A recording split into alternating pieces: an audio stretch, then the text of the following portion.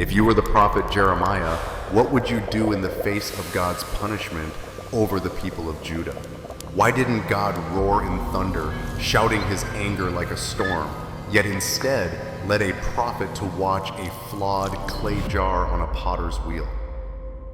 And what was it that forced Jeremiah, one who received the grace of God's gentle touch, to carry a message so terrifying it made Judah tremble? Watch to the very end, because there is a moment when a jar shatters, symbolizing God's judgment over Judah's fate if they refuse to obey. In that scene, Jeremiah is not a warrior. He holds no sword. He has no army at his back. He is a man of calling, and that calling is like a hidden mark, silent yet powerful. God comes to Jeremiah quietly. His word draws near like breath inside a heartbeat, like a hand that touches softly yet cannot be resisted. Jeremiah is stunned, even afraid, because he knows what it means to speak for God, to stand before an entire nation and risk being turned away.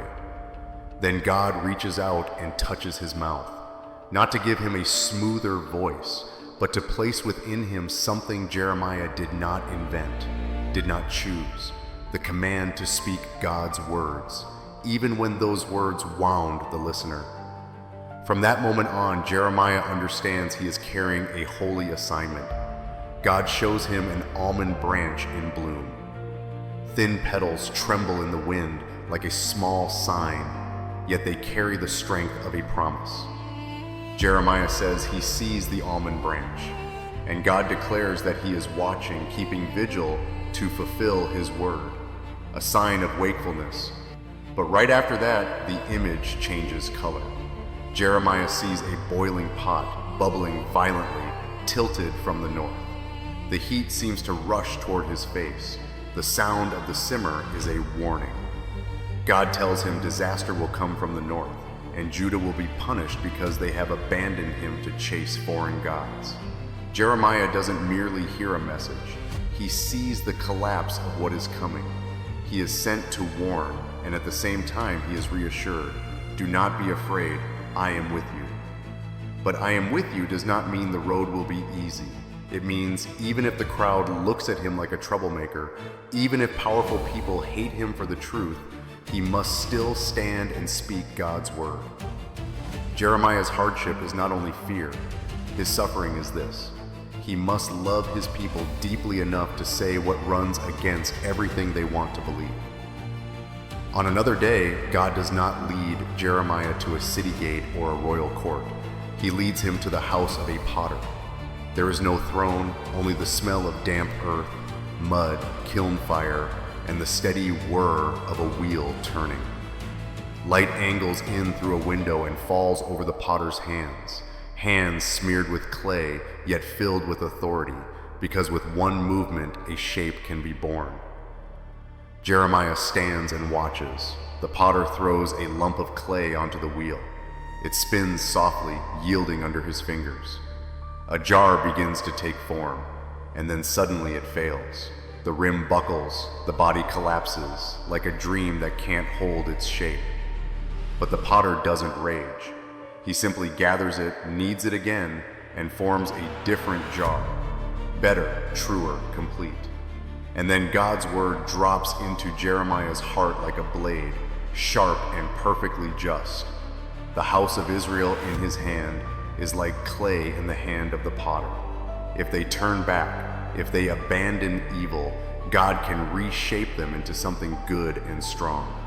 But if they remain stubborn, if they keep bowing to idols, they will bring consequences upon themselves. Jeremiah understands, and he knows he must speak, not whisper to a few, but speak to the whole people, to those who have grown used to treating faith like a habit and sin like something normal. Jeremiah goes, carrying the warning as if carrying hot coals in his chest. He speaks of crooked ways, of stubbornness, of consequences that cannot be avoided. He speaks of a God who can reshape the jar, but who can also let it break, because the people choose hardness of heart. Sometime later, God tells Jeremiah to buy a clay jar. That jar is not a decoration, it is evidence, it is a sign. Jeremiah carries it to the valley of Ben Hinnom. The wind there feels dry and strange. Sound seems to get swallowed by the earth's walls. Jeremiah gathers the people. Eyes turn toward him, some curious, some doubtful, some contemptuous, some tired.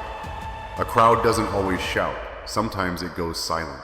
And that silence can be more frightening because it says their hearts are already closed. Jeremiah delivers what God has spoken. He doesn't soften it to make it pleasant. He doesn't flatter to stay safe. He speaks like someone who can see disaster far off and is trying to pull people back from the edge. And then, to prove the message, Jeremiah lifts the jar. Sunlight glints on the pale, fired clay, and he smashes it to the ground. The crack of shattering rings out like a verdict. Shards jump and scatter, rolling in the dust like broken opportunities. The crowd jolts. Some hold their breath. Some smirk. But in that moment, the image brands itself into their minds. If the people refuse to change their ways, the breaking will come not only to a jar, but to an order they thought could never fall. Many still refuse to listen. Jeremiah knows that. But God's word does not depend on whether people like it or not. And then, like dark clouds arriving right on schedule, war from the north pours down. Under Nebuchadnezzar, Babylon attacks Jerusalem. After a time of resistance, the city is taken. What everyone thought could never happen, happens. King Jehoiachin and the people in the city are carried away into exile in Babylon, and Nebuchadnezzar installs Zedekiah as king over Judah.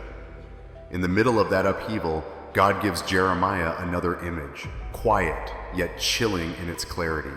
2 baskets of figs. One basket holds good figs, the other holds rotten figs. Jeremiah looks and names what he sees. Then God explains. Those taken to Babylon are like the good figs. He will watch over them, preserve them, and bring them back. But King Zedekiah and those who remain in Jerusalem, refusing to change, are like the rotten figs. Their stubbornness will lead to punishment and destruction.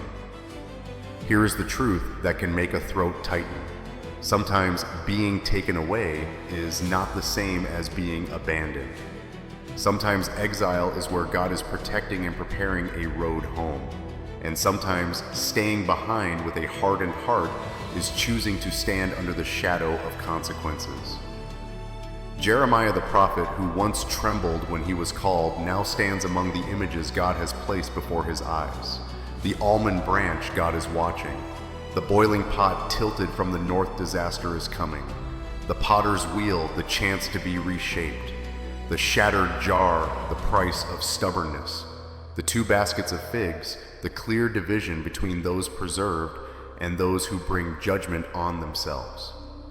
He is no longer a man who only knows fear.